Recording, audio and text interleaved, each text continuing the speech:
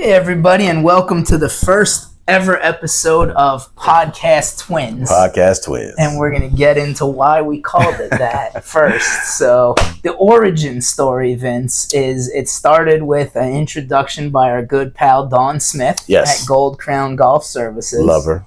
It was a couple days before we were both going to Stream Song for one of her events. Yes. And you came up here with your man Willie Brown. Yes. And the whole goal was to help you guys promote your golf tournament. Which went off famously. We had an amazing turnout, and we got a great response from the podcast that we did that day. So, so it was a great introduction. Everything went smooth as silk the very first day we met. And we had an instantaneous friendship. Yes. And then we found out that we both love golf and maybe an occasional cigar. Yes. Maybe playing some cards. Yes. Having a little whiskey. A little bit of whiskey, and maybe two fingers. You know, maybe we got some other stuff in common too. Like my other hobbies include, I used to be a personal defense with a handgun instructor. Okay. And I know you're a firefighter, and I worked with some firefighters when I worked full time at that job. Okay. And then I also love to cook and smoke food. Okay. And eat. So you could have been a fireman then. I could have been a fireman. That's what we do, man. We grill, we smoke. We just had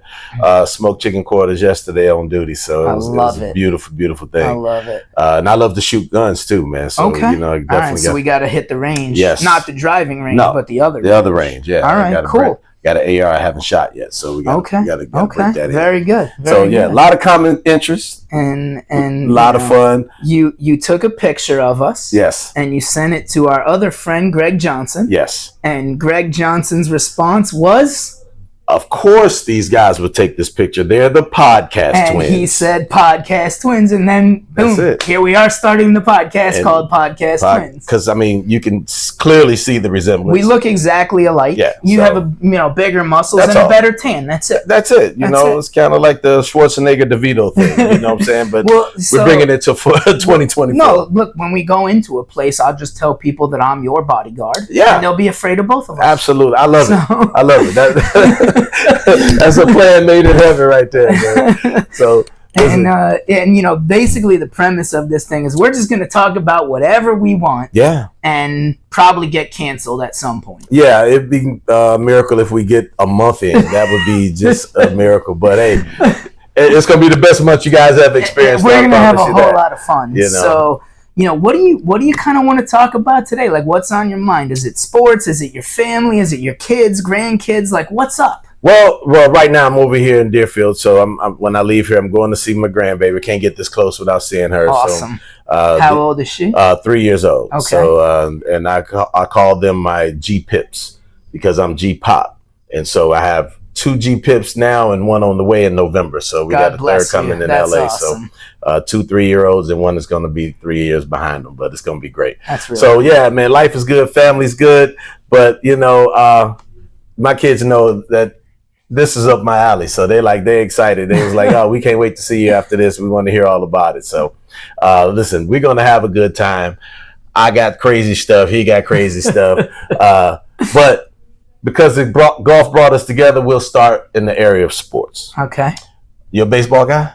I played t-ball when I was a little kid, and then I found basketball, and that was kind of my first love at 7, and I played basketball all throughout. Even I went to Indiana University for college because it was a basketball school at the time. Oh, of maybe not anymore, since the football team is 5-0 and the basketball team not so good anymore for the last 20 years or whatever. But you know, I love basketball. That was what I played. That was what I watched. I loved the NBA. Bobby Knight. I do not like the NBA anymore. Okay. But that's, you know, maybe that's a story for later down the road. But tell me about baseball, because it is the playoffs. It's just the playoffs right now. So this is my favorite time of year because we got football starting. Because you played baseball. I did play baseball. Played college baseball. Had some independent ball stuff going on and some rec stuff after that. You know, played all the way up until I was probably 42 years old on a regular basis. So loved the game. Which was not that long ago. About 2 weeks, maybe. 2 weeks ago. Maybe 10, 12 years, whatever. Yeah, whatever. But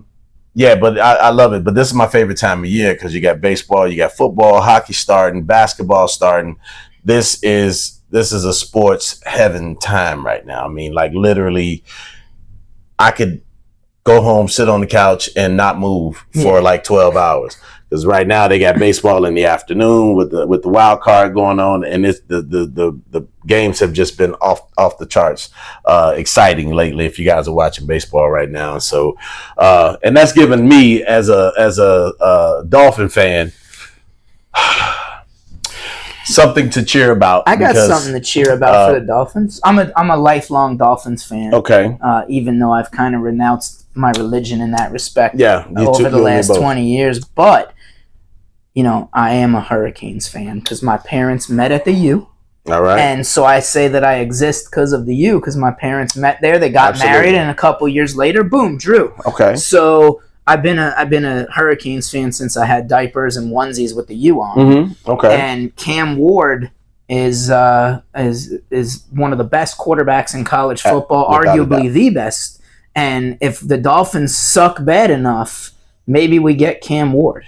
And I know that's not going to fix all of the Dolphins' problems. It's not. And historically, when the Dolphins are primed to suck, they usually catch fire like the last 4 games of the season and play themselves right out of the first pick of the draft. Which is the opposite from every other year when we win in September, October, November, and then lose every game in December. It's a perennial 8-8, 9-7, team.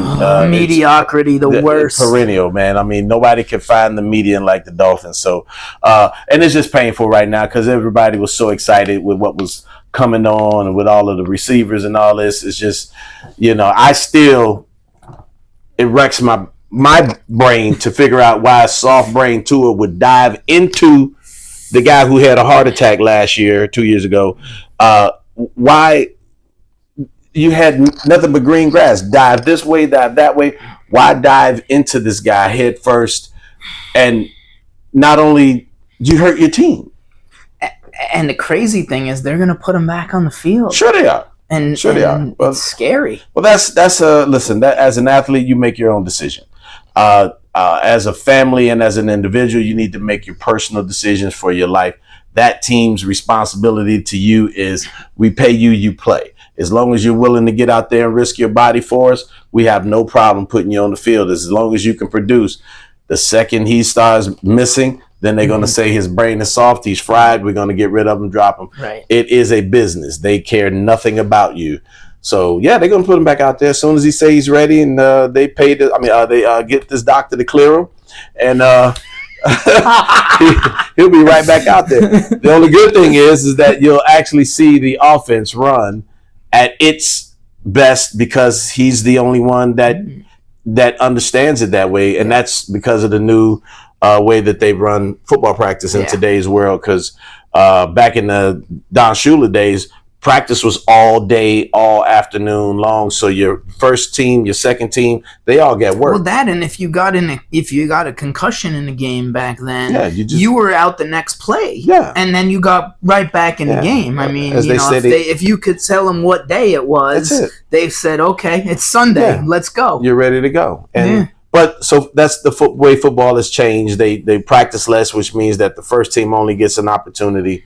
Really, the backup quarterback is very proficient at running the scout team. He's not really proficient in running his own offense, which is why when Thompson came in, he looked lost because he never really ran his own offense. And then he got hit in the head. Yeah, he got dinged up a little bit.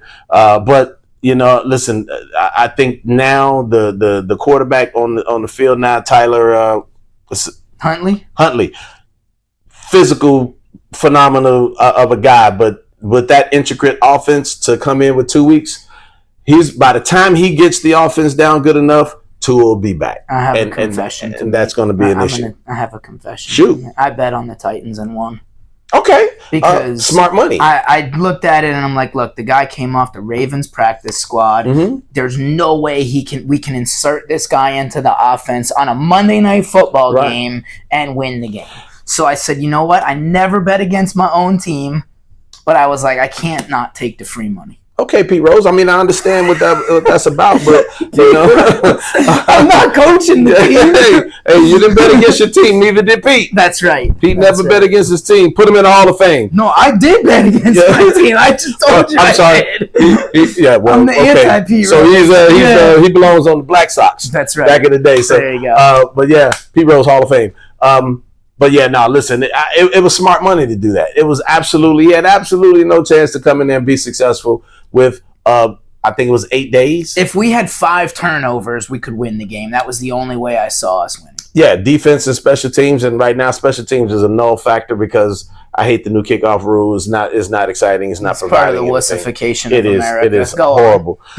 So you need a defense to make it happen, but then when your offense is coming 3 and out, your defense is worn out by the beginning of the third quarter. Yeah. They absolutely had no chance. So smart money was the bet against them. And since that has nothing to do with baseball, which is what you wanted to talk about, tell me about the baseball playoffs. Well, they're in full flux now. Listen, everything is happening right now. I think the Mets won last night in a pretty exciting game last night, and they came in and won 2 straight. The Braves got knocked off last night by the Padres, which was absolutely incredible. The Padres are probably the best young team in baseball. They just haven't figured out how to put it all together yet, but we'll see. Now they've advanced to the next round of the playoffs. It's just very exciting baseball going on because the Dodgers are already there. They're sitting at home waiting. It's going to be some big time playoff baseball going on. Who's winning the World Series, Vince? Tell us right now. Okay. And no pressure because it's recorded. No and pressure. It's going to be everywhere. I would say, who's going to be in it? How about that? I will give you. I'm going to jump out there and say this is Ohtani's year. The Dodgers are going to win. Okay. I'm going to put out there. I think the Dodgers are a complete team. They have the arms. They have everything. Now, who they're going to play against in the American League? That's a challenge right now.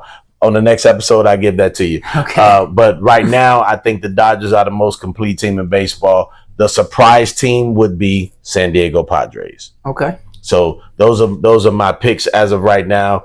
And I feel bad because the Dodgers is such a cliche pick. That's almost like preseason picking the Cowboys because they look so good on paper.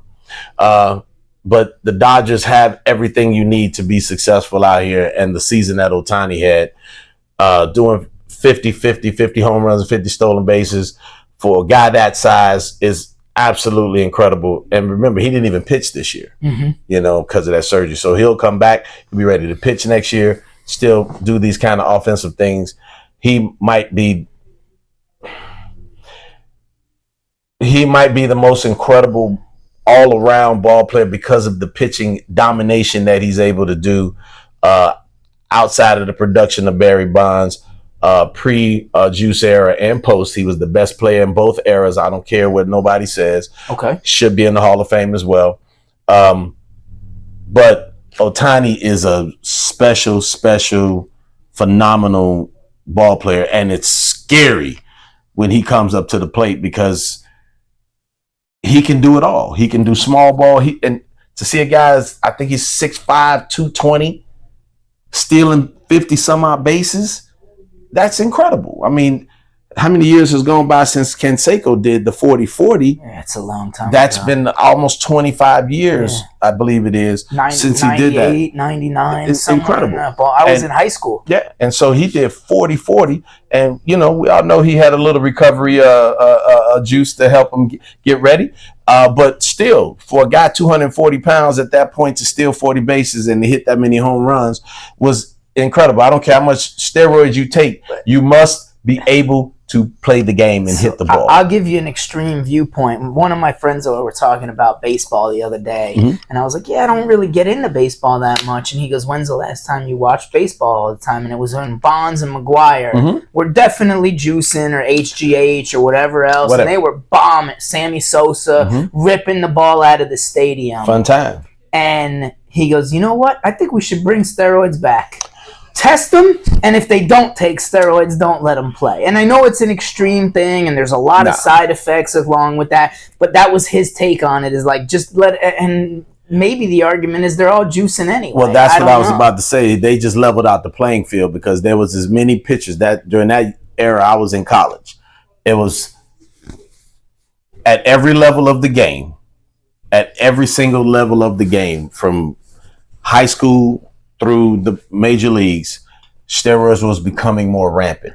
And at the major league level, it's like if I'm doing something and you're my boy, I'm gonna tell you, hey man, you should do this. And that's how it goes around. I mean, they're just regular human beings.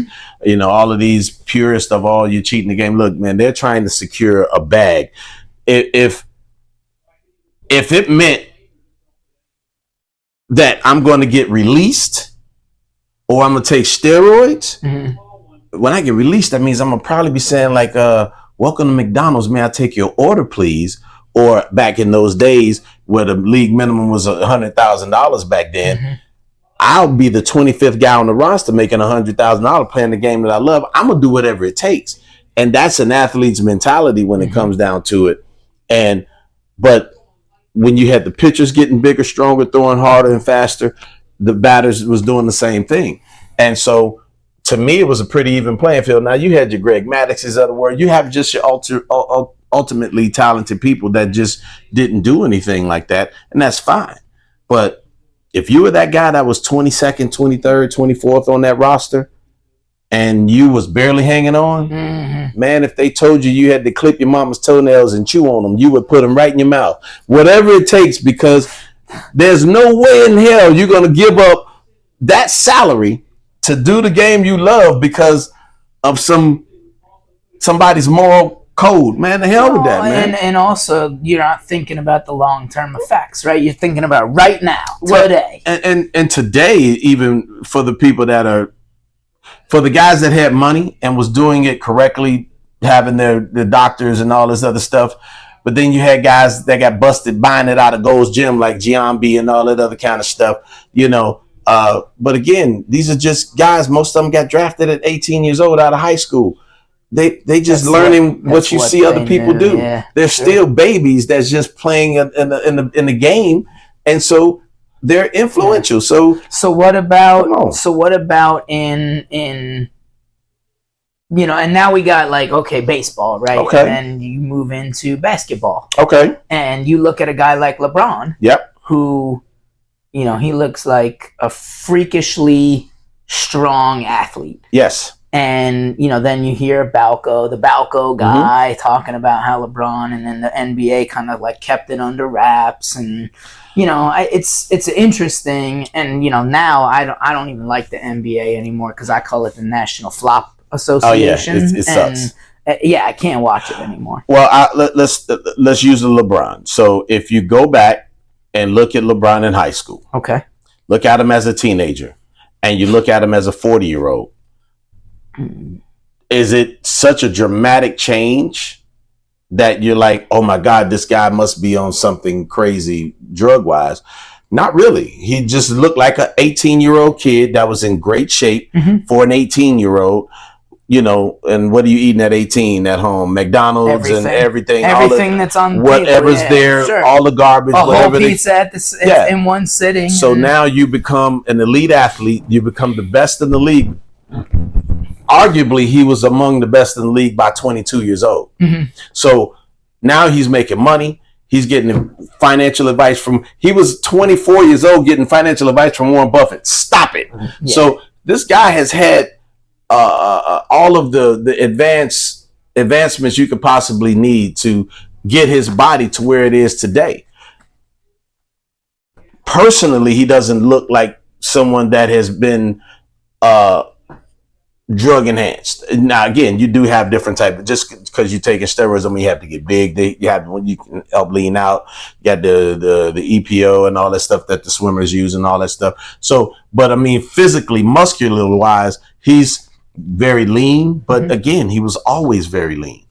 You want to look for people that have these drastic changes. Lenny Dykstra, that went from this 145-pound dude. Bonds was the same way, right? Not really. He wasn't bulky. He wasn't skinny. He wasn't skinny, but he wasn't. Yeah, he went super strong. But you went from a 140-pound slap hitting little guy to coming back here and having arms like apes where you got veins running down like crazy, and now you're driving the ball out of the ballpark with regularity. Yeah. And again, even the playing field, but Lenny Dykstra was one of my favorite guys, by the way. I loved watching him play because of the way he played. He was like a modern day Pete Rose. He went out all out.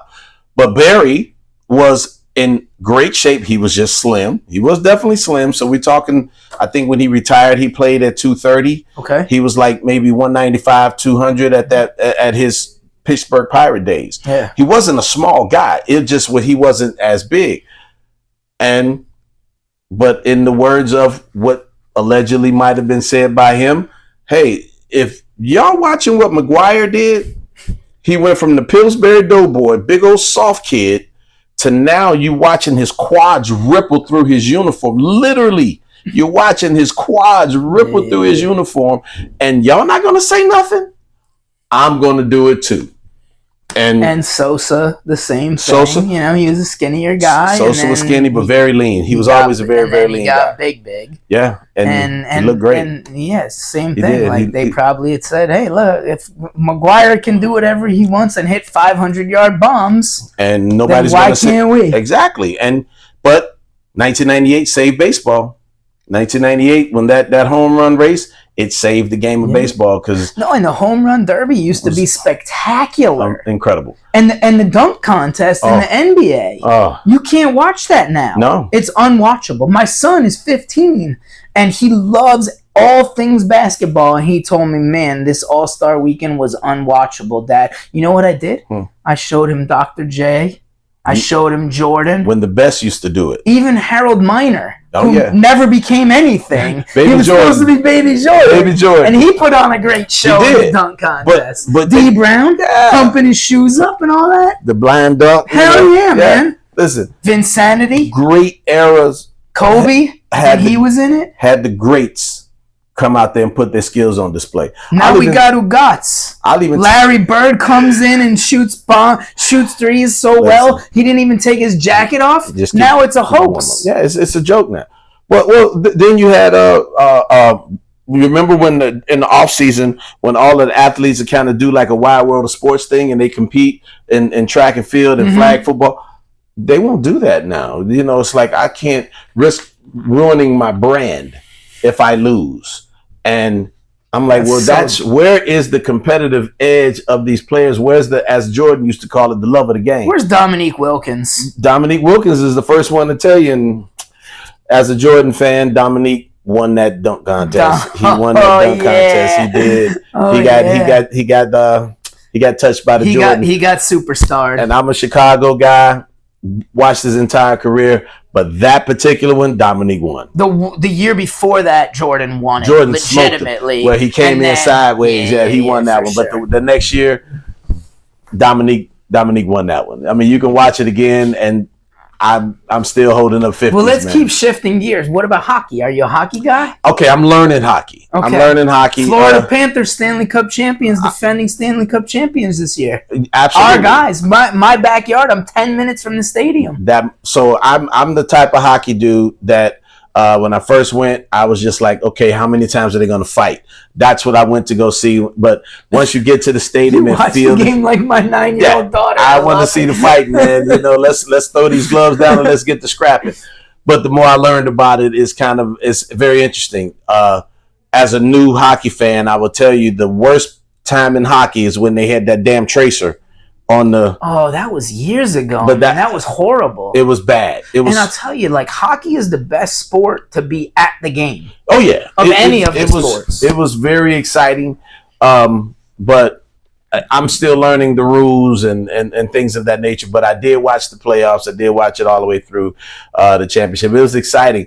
I guess for me, hockey is like soccer. They don't score enough as a person that don't understand every intricate part of the game. All right, but.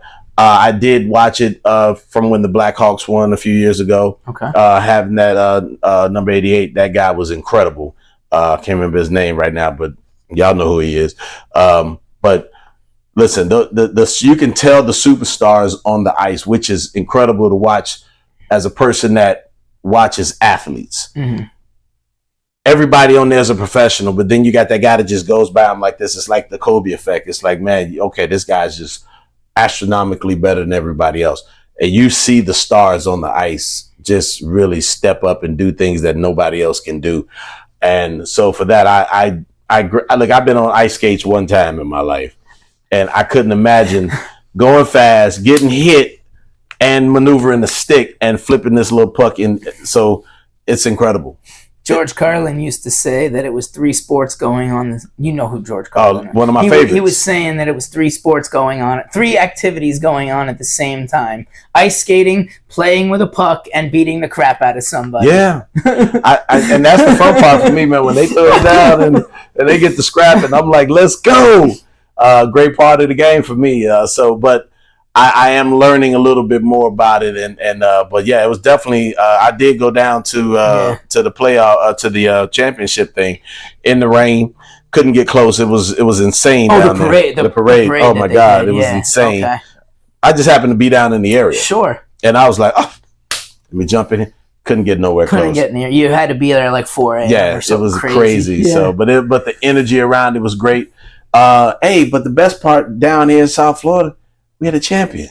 Mm-hmm. It's been a few years since and it was their 30th year, first championship, which was cool because I grew up here, that already, and I'm older than the Panthers, right? We didn't have hockey in South Florida. Yeah. I've been here 32 years, so they developed when I got here. So there you go, and again, those games are fun to go to. I'm looking forward to it. We're gonna do a broadcast from the game. Don't toy with my emotions. Listen, we're going to do that. But listen, man, I like raw competition. I like to see when the athlete is ready to rip your lungs out of your chest to win. I'm of that NBA East era from back in the 80s, man. We're not friends on this thing. The Pistons. Yeah. The Jordan rule. If Jordan gets in the lane, you kill him. You knock him all the way the hell out. You try to injure him so that he doesn't come back down the lane again. This is gone. This is what builds athletes and what separates somebody who... Give me a kid that's the most talented, but not very motivated. I don't want him. In order to compete in that era, you didn't have to be the most talented, but you had to want it more than anybody else. Now they just want the talented kid that's not working very hard, and you can see it because he's crying like a little chump on the whatever the court, the ice, whatever the case may be. He's crying out there, and all this whining about getting fouled. Are you kidding me? You just flopped, but you're whining because you didn't get a foul. So yes, that's the big knock on LeBron, right? Absolutely. He gets tapped on the head and he's walking away like he got smashed with a baseball bat. Absolutely, he's just mad that they smudged his hair, his dude. Because I don't know. He need to go talk to Deion Sanders and get that done right. I heard. Dude, let's talk about Deion Sanders. I have done a complete 180 on Deion Sanders because when Deion Sanders played for FSU, I of course hated him because that was our big rival. Right. And then all of the U guys got drafted by who? The Dallas Cowboys. Yep. So when I wasn't rooting for the Dolphins, I was rooting for the Cowboys. And who was Deion Sanders on? Yeah. Their biggest rival, the 49ers. 49ers, man. Now that he's coaching Colorado, I freaking love the guy. I've always loved Deion for a multitude of reasons. A, he was like me. He played baseball and football. Yeah, he's freakish athlete. I love that about him. I loved that he was brash. He might have been a little over the top brash, but let me tell you, he could back it up in everything he did. And it was fun. And it was fun to watch him. And he always gave you a great interview. He never shied away from that camera. He made you want to watch when he was prime time, whether it was during baseball, whether it was during football, or both. When he played in the football game that morning and came back and played World for Series the game. Come on, man, that's absolutely impressive. And then as he went into coaching and came into college level coaching and went to Jackson State University, which I went to. I went to Jackson State University from 1990 to 1991 before I transferred. So I enjoyed watching him come into the HBCU world and bring what he brought to that arena, which is attention, which it always needed and always deserved, never could get it.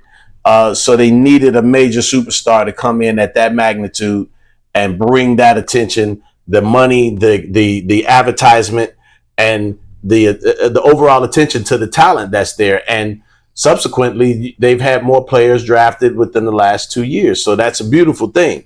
So I always had big respect for him for that. Colorado's getting better players because of him. Never got mad at him for leaving because I understood what he had to go and do. Yeah. As a father, he's like, oh, you saying my kid is not going to make it because he's playing at this level? Great. I'm going to go and get this spot, but I'm not going to take a big time spot. I'm going to take the lowest Power 5 school we got, and I'm going to build it. And my son is going to run this and show you how great he really is. Absolutely phenomenal. I have no problem with that. Really well. And yeah, and kids now want to play for Coach Prime. I'm not a big fan of how they're doing this NIL stuff because now by the time you leave high school, you're a professional athlete. You're pretty much, you're just getting, it's almost disgusting because you don't get any loyalty to your school. There's no real love for your school now. Now it's just whatever coach shows love to me. Minor leagues for the NFL. That's all it is. Yeah. And, they're making good money. But what he's doing is bringing in the right talent, taking that school from, was it 1 win or 0 wins? I think it was 1. So 1 or 0 wins, whichever. And at least doing whatever he did with them at the end of last year. First of all, they started 3-0, which was absolutely incredible. I don't care what the situation is. The hype was worth it. The viewers. Plus, it put him on TV and interviews. And if you're not entertained by that, come on, there's nothing to watch on TV. That man is. And listen, I got nothing but respect for Deion. Nothing. Ever since, again, him being an athlete, coming out there doing what he did. And contrary to popular belief, he was not what you would call a big tackler, but man, he made tackles. He didn't run from tackles. And the only reason I didn't like him was because the jersey he wore. It wasn't personal. Yeah. It was like you hate your rival. Anybody on your rival, you don't like them. I feel like the rivalries aren't as strong as they used to be. They can't be because now you don't have to stay anywhere. Yeah.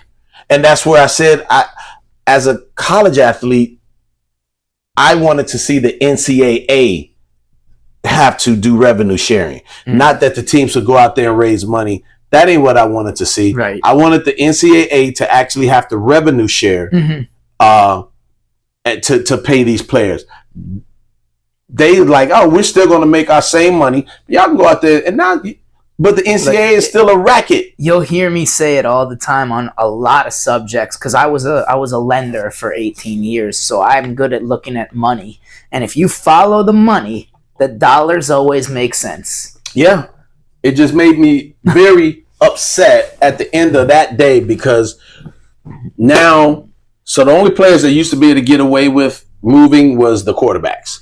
So if the coach left, they would sign a release and let a player go. When I left Jackson State, I needed a letter of release to go to another school. But then I went to an NAIA school, so I didn't need to get a letter of release anymore. But that's the way it goes. Either that or you had to sit out a year. Okay. So well, now they got guys playing 9 years, right? I mean, Canes have a guy that a 9th year senior. Yeah, so you got your 4, then you got your medical red, you got a red shirt, then you had COVID. Yeah, 9 years. It is confusing. This guy's like 47 years old, still in college, and played every year since he was 18. So, listen, college sports now is a business, and so, but again, as a parent, you guys got your kids out here and understand, listen, the ultimate goal for that kid is still to get that education for them using his body for whatever the time frame, whether it be 4 years or 19 years, however long he gets to stay in school.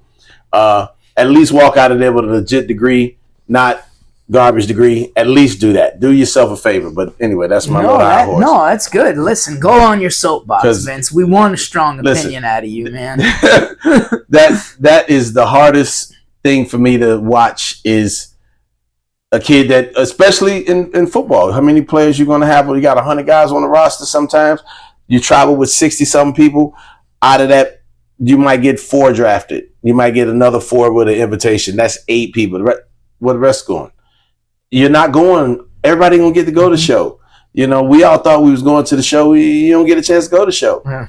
So what do? Play golf. If you don't get that degree, that they're giving you the opportunity, that's the trade-off. They're using your body. They're beating your body to crap. And you're not going to take what they're giving you, which at that time was a degree. Now it's NIL, depending on the schools you go to. Yeah. You can make, $50,000, 70, 100, or you can be like Shedeur Sanders and bringing in $5 million. So it's just a different world now, man. I just hope these guys, the young guys and ladies too, because like Livy Dunn out there making millions doing gymnastics because people follow her on Instagram and TikTok. Absolutely. I hope they're getting good financial advice. I hope they're getting advice to buy real estate and invest in all different types of things, because how many times do you hear a guy in the NBA, the NFL, baseball, and they're bankrupt 2 years after their career is over? And those guys are 22, 25, 27, 30 years old. So what do you think an 18-year-old is doing with that money? Spend it. Every penny. I know. Every penny. So unless they have someone that's really there for them and understand the game of money, the likelihood is by the end of that season, they're probably broke or right next door to broke. And that's the sad state of affairs. But us old guys that played back in the day, you played for nothing in cash. Mm-hmm. You might get a refund check at the end of the year. And you thought you was rich because you had a ticket that you can go home with, mm-hmm. maybe get something to eat. So the game has changed. It's a whole different game now. So it's I'm happy that they're getting something. I wish it was the NCAA that actually had to do the revenue sharing, because they're the real pimps here. Like literally, they are the pimps. Okay. And I wish they would have been the ones that actually had to give up revenue. Because they just been, and they're the godfather. You say, hey, look, I want to transfer schools. It's not the school that say you can't transfer. It's the NCAA say, nah, you know what? You're not a special situation. No, you're denied. Now you got to go sit out. Yeah. And this guy's just trying to go out there and not waste his 4 years of eligibility. Now I got to give up a year because I'm not getting along with this coach. Right. That's what happened with me. I mean, but like I said, fortunately, where I was going to go, I would have had to sit out. But once this opportunity came for me to come to Miami, I was able to go because I went from NCAA to NAIA. I was able to play right away. But it could have been a situation where I'd have had to give up a year just because the coach and I weren't seeing eye to eye. You look at it from an outside point of view and you're like, why don't you just simplify it? Why has it got to be so damn complicated? Well, because when money gets in the game, it's never easy. Follow the dollars, everything makes sense. That's why Nick Saban is sitting on TV now, because you're a coach. You have no power no more. Not like you did before. You had the power of the scholarship, man. Now, what are you going to tell this kid? He made $2 million this year. What are you going to tell that kid? Really, he's 19 years old. He's just made $2 million. You're offering him a $30,000 scholarship. Stop it. He's not, you got no power.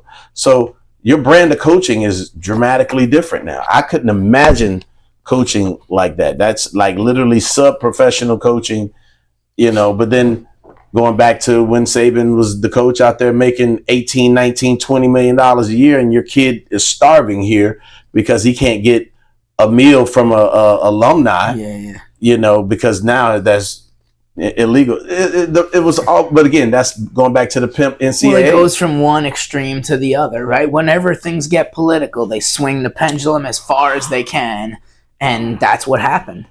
Well, they swung it as far as they could can't do anything. But they still never made the pimp give up nothing. The pimp still takes home all the money and got his hoes out there working. That's because they bribed everybody they needed to bribe, and they got done what they wanted to get done. Pimps up, hoes down. Yowza. And if you ain't disowned, then you're bound to drizzle. That's how it goes down. So if that's not clipped out for social media, I don't know what will be. Hey, listen, this is the game, man. They're again, kids. They're using your body. Get something from them. Well, let's do this, Vince. Let's talk about let's tease the audience a little. What are we going to talk about in future podcasts? Then we'll go ahead and wrap it up for the day. Okay. Well, listen, this was just a lot of fun because this is what we do. Like literally with the camera on or off, this is what we do. So when we have something that's hot out there, whether it be pop culture, if we want to get into that, we will dive. If it's something that's anything but politics, we're going to cover everything but politics, maybe. But that drives me nuts, which is probably why he's going to bring it up while we're on camera. I'm not going to bring it up. Yeah, he's going to bring it up. But I will say, I think that everybody that I know, whether they have a R or a D next to their name, would agree that we would be much better off if we shipped everybody in Congress off to a foreign country and start over with term limits. Okay, that's all I wanted to hear. As long as every job up there comes with term limits, then I think we're off to the we just every start job. Over. Every job. Start over and everything gets term limits. That's the only thing and I have friends and clients that have a hard R. I have friends and clients that have a hard D next to their name, and they will all agree on everything I just said. I 100% agree with that. That would be the best thing that would happen. So look, that's it. We're done talking about politics. That's it. Until we got clean air, clean food, and clean water, I don't think anybody's qualified to talk about anything else in politics. Does Detroit still have dirty water? Sure they do. Yeah. We got dirty water in freaking Sunrise down the street, man. This is my point. Come on. And so now you can go 10 miles down the road and you still can't really drink out of this. You want me to bring food on here or what allegedly masquerades as food and start reading ingredients? I'll do it. I may mispronounce them all, but I'll do it. Well, you're going to have no choice but to mispronounce them because they ain't designed for you to pronounce them. They ain't designed for you to put in your body. Listen, anything that you can't read with one or two syllables, it's a wrap. Don't do it. When you buy beef, it says beef. So I had a nutritionist. Don't buy beef-like product. I had a nutritionist put it in a different way. Mm-hmm. If you can't pronounce it, don't put it in your mouth. Don't put it in your mouth. Even if it's a nickname. Oh boy. I know how to pronounce cow and pig. There you go. So I know I can eat those. Absolutely. Chicken, turkey, fish, I can pronounce those. In the words of my guy Sly, he would say, if it got a parrot, I want to eat it. If I could rip his face off and eat it. He's like, look, if it had a parrot, if it walked this earth, if it swam in this earth, I'm eating that. That's what I want. Give me that, and if you want to throw a green on there, that's fine. But give me the meat. I got a pork shoulder in the brine, and it's going in the oven tomorrow for 11 hours. So if you want to come over. You're not smoking that? No, if you want to come over this weekend and have some melt-in-your-mouth pork sandwiches and go in the pool, you're welcome on Saturday, it's my done. brother. Saturday, on the way. Yeah, and if you can't make it on Saturday, I'll still have food for you on Sunday. No, Saturday. Okay, I want it when it comes out. Done. So, listen, there's not going to be a topic that we're not going to touch. We may have a full damn food discussion here going on because I agree with that 100%. And another thing we could do is just let our listeners and our fans that we're going to create say, hey, look, why don't you take a whack at this topic? I like it. I definitely like the fan aspect. Let them come in and give us topics. Look, man, there's nothing off limits. We're going to bring it up. I mean, no Diddy. We're going to bring it up. No Diddy. We're going all the way in. So like I said, we're the podcast twins. We're the podcast twins, man. So we're taking it all the way in. We welcome you to enjoy this podcast. Be in the comments. Tell us anything you want us to talk about. Just don't talk about us. Come on, we're not that bad of guys, But either way it goes, we're going to have a good time. We're going to bring you a good time. We haven't figured out how many days a week we're going to do this. I don't know, but it's going to be a lot of fun. We're going to have a great time. Yeah. We just welcome you. Thank you very much for listening. We'll catch you next week at the latest, and maybe more, maybe less. Last point. You know what? I caught you when you said you went to Indiana University. I did go to Indiana. That's the home 2004, that's sir. the home of Kappa Alpha Psi Fraternity you Incorporated. You told me that when we did the podcast the first time. So shout out to all the noobs. He went to the home of Kappa Alpha Psi Fraternity Incorporated. So once again, and it was a great 4 years. There it is. Great 4 years. And that was right next. I was already down here by then. So, but either way, we'll catch you next week on Podcast Twins. Podcast Twins, baby. We're out. Peace.